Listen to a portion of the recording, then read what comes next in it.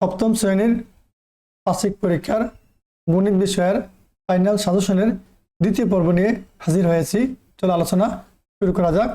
দ্বিতীয় পর্বে আছে সংক্ষিপ্ত প্রশ্ন। শুরুতে আমরা দেখবো যে কোনো 10টি সংক্ষিপ্ত প্রশ্নের উত্তর দেওয়ার জন্য বলছে। তোমরা এখানে এই 1 থেকে 15 পর্যন্ত এই প্রশ্নগুলো ভালো করে দেখো। সেক্ষেত্রে এগুলো কিন্তু তোমাদের মেইন বই থেকেই নেওয়া হয়েছে। এগুলো গুরুত্বপূর্ণ প্রশ্ন। তোমরা এগুলো ধরে ধরে এখানে প্রত্যেকটা প্রশ্ন বার্ষিক পরীক্ষার জন্য প্র্যাকটিস করো। এগুলো আসবে এবং এগুলো থেকেও অনেক সময় দেখা যাবে মান পরিবর্তন করে এই টাইপের অঙ্কগুলো পরীক্ষায় আসবে। এগুলো তোমাদের বার্ষিক পরীক্ষার সিলেবাস অনুযায়ী তৈরি করা হয়েছে। অবশ্যই ভালো করে এগুলো প্র্যাকটিস করবা। তারপর দেখো তোমাদের যে সৃজনশীল প্রশ্ন আছে, প্রতিটি প্রশ্নের মান 10। দেখো এখানে কি বলছে, প্রত্যেক বিভাগ থেকে ন্যূনতম একটি করে মোট 5টি প্রশ্নের উত্তর দাও। খেয়াল করো, বিভাগ কিন্তু তোমাদের 4টা, ক বিভাগ, খ বিভাগ, গ বিভাগ এবং গ্রহ বিভাগ। তাহলে প্রশ্ন অ্যান্সার করতে 5টা। তুমি এই 4টা বিভাগ থেকে 4টা প্রশ্ন অ্যান্সার করবা। তারপর সর্বশেষ যে কোনো একটা প্রশ্ন যে কোনো একটা বিভাগ থেকে তুমি করতে পারবা। এটা খেয়াল থাকে যেন।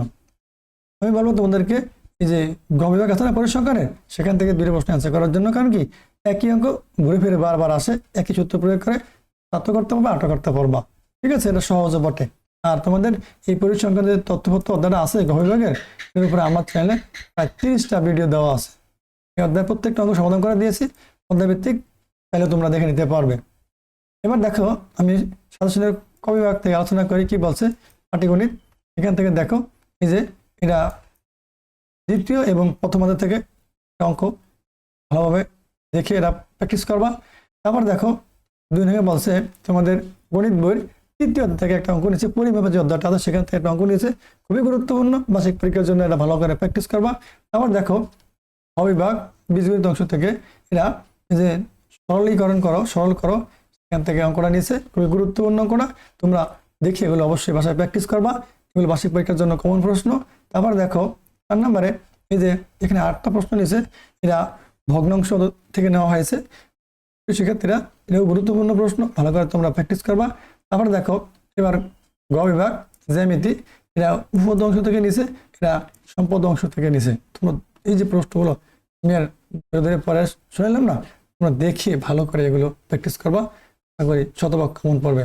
তারপর ক বিভাগ তথ্যপত্র পরিসংখ্যান বা তথ্যপত্র ওদের থেকে, মানে এই পরিসংখ্যান বলে 9ম 10ম শ্রেণীতে, আর নিচে ক্লাসে বলে এটা কি তথ্যপত্র। একই প্রশ্ন একই আলোচনা, এটা ভালো করে পড়বা, কারণ এটা কি উপরে ক্লাসে তোমাদের আছে, 8ম শ্রেণীতে আছে, 9ম 10ম শ্রেণীতেও আছে। ভালো করে এখন পড়লে দেখবা এই পরিসরের সূত্র উপরে ক্লাসেও আছে।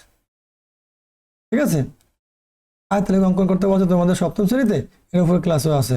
প্রচুর ক্লিয়ার করতে বলছে তোমাদের 7ম শ্রেণীতে, এর উপরে প্রত্যেকটা ক্লাসে আছে। 7ম 8ম 9ম 10ম সব ক্লাসে কিন্তু এই যে তথ্যপত্র অধ্যায়টা আছে।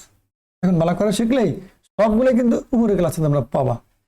তাহলে প্রিয় শিক্ষার্থীরা, এই ছিল আজকের গুরুত্বপূর্ণ একটি ফাইনাল গণিত সাজেশন লিখিত অংশের। তোমরা দেখো, প্র্যাকটিস করো, আর এভাবে তোমাদের সকল বিষয়ের সাজেশন, ধারাবাহিক ক্লাস, অধ্যায় থেকে আলোচনা, লাইভ ক্লাস আমাদের চ্যানেলে পর্যায়ক্রমে নিয়মিত পেয়ে যাবা। দেখো আর আমাদের সাথে থাকো। পরবর্তী ভিডিও দেখার আমন্ত্রণ জানিয়ে আজকে এখানে শেষ করছি। আল্লাহ হাফেজ।